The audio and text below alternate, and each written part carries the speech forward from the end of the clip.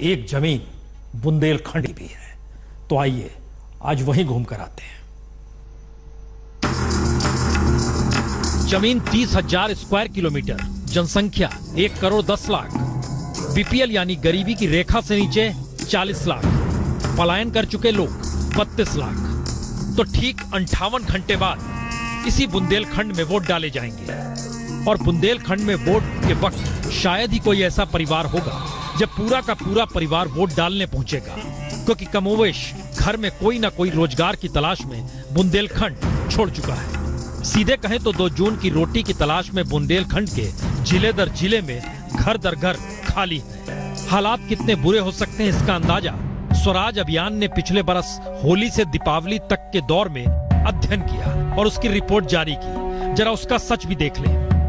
बुंदेलखंड के 53% परिवार ने दाल नहीं खाई, 60% परिवार मोटे अनाज और आलू पर ही जिंदा है, 69% परिवार ने दूध नहीं पिया, 40% परिवारों ने पशु बेच दिए, 27% परिवारों ने जमीन बेच दी।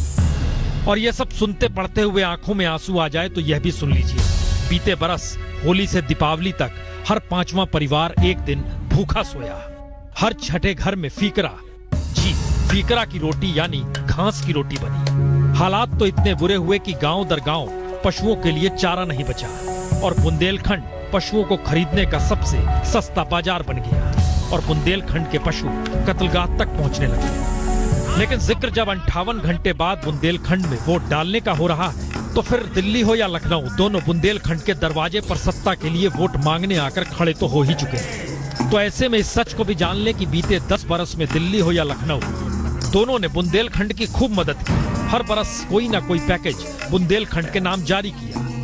अटल बिहारी वाजपेयी के दौर में 2000 करोड़ तो मनमोहन सिंह के दौर में 3,500 करोड़ और प्रधानमंत्री मोदी मौजूदा वक्त में 1,304 करोड़ और मायावती के दौर में करीब 900 करोड़ और मौजूदा अखिलेश के दौर में तकरीबन 1,000 करोड़। जी, ये सभी पैकेज हैं और सभी को मिला दीजिएगा तो बरस दर बरस औसतन बुंदेलखंड को 800 से 900 करोड़ रुपए पैकेज के नाम पर तो मिलते ही रहे। तो ऐसे में अगला सवाल आपके जहन में आएगा, फिर राहत का पैसा गया किधर? और जिन हालातों में बुंदेलखंड जी रहा है, तो ऐसे में बीते 10 बरस में 6,000 से ज्यादा किसान खुदकुशी क्यों कर चुके हैं? और जिले दर जिले हालातों को परख लें तो 32 लाख लोगों ने सिर्फ 2 जून की रोटी की तलाश में पलायन क्यों कर दिया, यानी घर बार क्यों छोड़ दिया?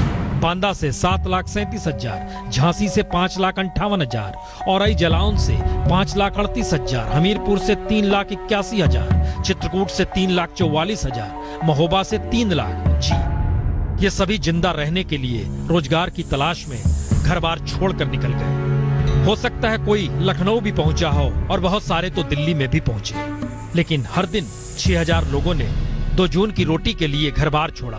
और अब जब चुनाव होने जा रहा है तो गांव दर गांव पानी नहीं है, जमीन सूखी पड़ी है, उद्योग भी नहीं है, मजदूरी का कोई साधन भी नहीं है, मनरेगा भी फेल है। तो ऐसे में बुंदेलखंड में किसानी छूट चुकी है, मजदूर बदहाल है और इन सब के बीच राजनीतिक दलों को बुंदेलखंड में कहीं न कहीं 19 सीटों पर सत्ता दिखाई देती है। तो फिर एक दूसरे सच को भी देख लें, 90% उम्मीदवार जो बुंदेलखंड में चुनाव लड़ रहे हैं वह करोड़पति हैं। 37% उम्मीदवार दागी हैं, कोई अपराधी है, कोई करप्ट है।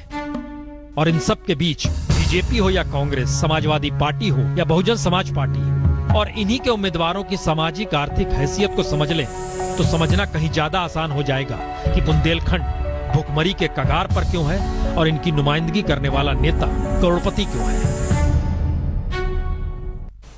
मुश्किल तो है,